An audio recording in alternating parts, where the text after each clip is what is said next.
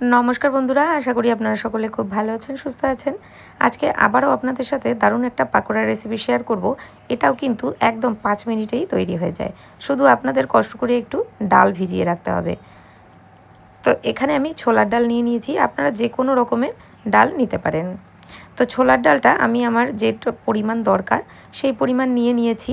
আর এটা কিন্তু চা বসানোর সাথে সাথেই তৈরি করে নিতে পারবেন, একদম টাইম লাগে না বা খুব বেশি কোনো ঝুট ঝামেলার দরকার পড়ে না এই পাকোড়াটা বানাতে। আর এত মুচমুচে হয়, এত ভালো হয় খেতে, না বানালে বুঝতে পারবেন না। তো এর জন্য ডালগুলিকে আমি ভিজিয়ে রেখেছিলাম সকালবেলার দিকে। তারপরে এটাকে এখন জল খুব ভালো করে ধুয়ে নিয়ে তারপরে জল ঝারিয়ে মিক্সির মধ্যে আমি একটু পেস্ট করে নেব। খুব বেশি মিহিন পেস্ট করার দরকার নেই, একটু গোটা গোটা মতন থাকলেও কোনো সমস্যা নেই। এরপর এর মধ্যে দিয়ে দিলাম 2টো কাঁচা লঙ্কা, ঝালটা আপনারা আপনাদের পছন্দ অনুযায়ী দেবেন। এরপর দিয়ে দিলাম 1 টুকরো আদা আর বেশ কয়েকটা রসুনের কোয়া। এটা অপশনাল, আপনারা যদি নিরামিষ দিনে তৈরি করতে চান তাহলে রসুনটা অ্যাড করবেন না। তো এইগুলো দিয়ে একটু, এর মধ্যে কিন্তু কোনো রকম জল অ্যাড করবেন না, একদম শুকনোই পেস্ট করে নেবেন। এতে যদি একটু আস্তে আস্তে থেকে যায় কোনো সমস্যা নেই। তো দেখুন একদম শুকনো পেস্ট করে নিয়েছি।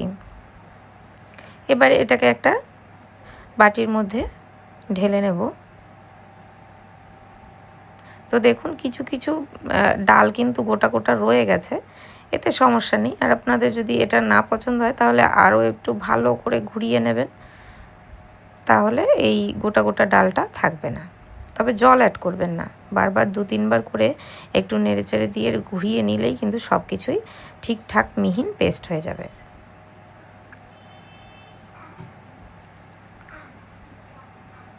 তো দেখুন এখানে খুব বেশি পরিমাণ কিন্তু আমি নিইনি। আর এখানে মিক্সি ধোয়া জলটা আমি এর মধ্যে দিয়ে দিলাম, কারণ এর মধ্যে অনেকটা ডাল ছিল। তো এরপর আমি এখানে অল্প পরিমাণ সুজি দিয়ে দিলাম। এখানে আপনি হাফ বাটি পরিমাণ সুজি দিয়ে নিতে পারেন। এরপর দিয়ে দেবো 2 চামচ পরিমাণ চালের গুঁড়ো।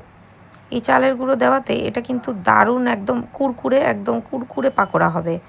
আপনারা যদি একদম মুচমুচে কুরকুরে পাকোড়া খেতে চান তাহলে এইভাবে বানাবেন। এরপর এর মধ্যে কিছু কারি পাতা দিয়ে দিলাম, কুচানো কারি পাতা। এরপর দিয়ে দিচ্ছি স্বাদ মতন লবণ। লবণটা একটু কম অ্যাড করবেন, কারণ পাকোড়াতে খুব বেশি লবণ হলে কিন্তু ভালো লাগে না। যদি লবণের দরকার পড়ে উপর থেকে বিট নুন ছড়িয়ে খাবেন, তবে এইটা তৈরি করার সময় লবণ একটু কম দেবেন। এরপর এর মধ্যে হলুদ গুঁড়ো দিয়ে দিলাম, সামান্য হলুদ গুঁড়ো দিয়ে দিলাম। তারপর দিয়ে দিলাম জিরা গুঁড়ি। এবার দিয়ে দিচ্ছি ধনে গুঁড়ি। এবার এর মধ্যে দিয়ে দেবো সামান্য কালো জিরা।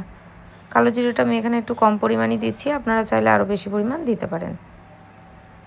এখানে আপনারা যদি পেঁয়াজ অ্যাড করতে চান তাহলে পেঁয়াজ দিতে পারেন, তবে পেঁয়াজ ছাড়াই কিন্তু এটা ভীষণ ভালো লাগে। রাস্তার সাইডে দেখবেন অনেক সময় ডালের পাকোড়া বিক্রি হয়, কিছুটা সেই রকমটাই খেতে লাগে, তবে ওটা একদম ডাল দিয়ে তৈরি হয়। আর এটার মধ্যে আমি সামান্য সুজি, তারপর চালের গুঁড়ো এগুলো অ্যাড করেছি, এর জন্য বেশি মুচমুচে হবে। তো এবার একটু খুব ভালো করে এটাকে মিক্স করে নেব। একটু জল অ্যাড করলাম, এর কারণ যেহেতু এর মধ্যে আমি চালের গুঁড়ো তারপরে সুজি এগুলো অ্যাড করেছি, এর জন্য কিন্তু এটাতে একটুখানি জল অ্যাড করে নিয়েছি। আপনারা যদি একদম শুধু ডাল দিয়ে পাকোড়াটা বানান তাহলে এর মধ্যে কোনো রকম জল অ্যাড করবেন না, করলেও খুব সামান্য পরিমাণ অ্যাড করবেন। তো দেখুন এটাকে খুব ভালো করে একটু সময়ের জন্য মেখে নেব, যাতে করে চালের গুঁড়োটাও একটু নরম হয়ে যায় জলের মধ্যে ভিজে, আর সুজিটাও একটু নরম হয়ে যায়। এইভাবে করে একটু রেস্টে রেখে দেব 5 থেকে 6 মিনিটের জন্য। তো তারপরে এটাকে আবারও একটু মাখিয়ে নিচ্ছি। এবার একটা কড়াইতে তেল গরম হতে দিয়ে দেবো। তেলটাকে বেশ আগুন গরম করে নেবেন।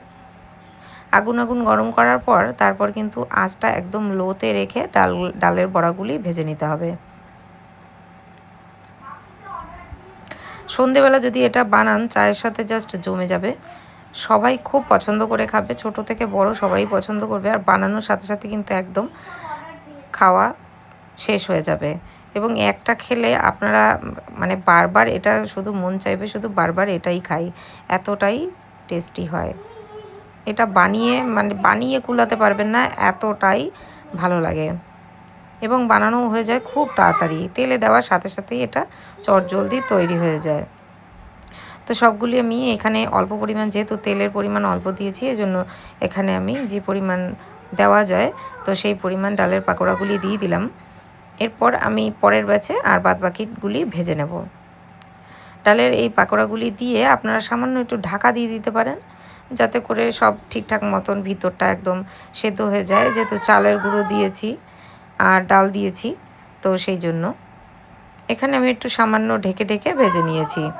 ঢেকে ভাজলে যে এটা মুচমুচে হবে না তা কিন্তু না, এটা ঢেকে ভাজলে বরং উপরটা খুব তাড়াতাড়ি, ডালের এক সাইড শক্ত হয়, অনেক সময় দেখা যায় ডালের এক সাইড শক্ত হয়, উপরটা নরম থাকে, যার জন্য উল্টে পাল্টে ভাজা যায় না।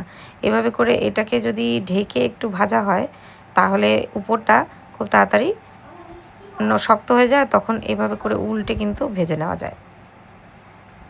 তো দেখুন এভাবে উল্টানো যাচ্ছে না, এই জন্য আমি এটাকে একটু সামান্য ঢাকা দিয়ে তারপর ভেজে নেব।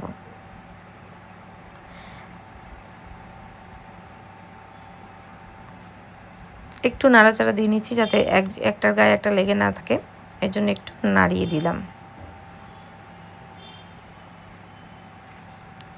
তো এইভাবে করে একদম মিডিয়াম আঁচে ভেজে নেবেন, একদম মুচমুচে হবে, খুবই ভালো লাগবে।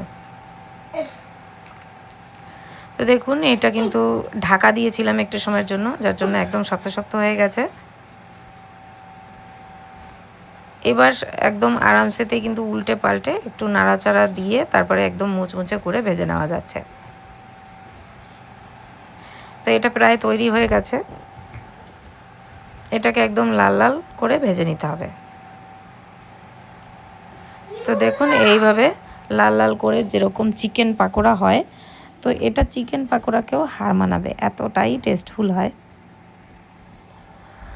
তো এবার তুলে নেব এগুলিকে। অনেকেই আছেন চিকেন খেতে পছন্দ করেন না, তারা কিন্তু এইভাবে ডালের পাকোড়া বানিয়ে নিতে পারেন, ভীষণ ভালো লাগে। বিশেষ করে সন্ধেবেলা চায়ের সাথে খুবই ভালো লাগে। অনেক সময়, ম্যাক্সিমাম সময় আমাদের কিন্তু ঘরে যে চিকেন অ্যাভেলেবেল থাকবে সেরকম কিন্তু থাকে না, কিন্তু ডালটা কিন্তু সবার ঘরেই থাকে।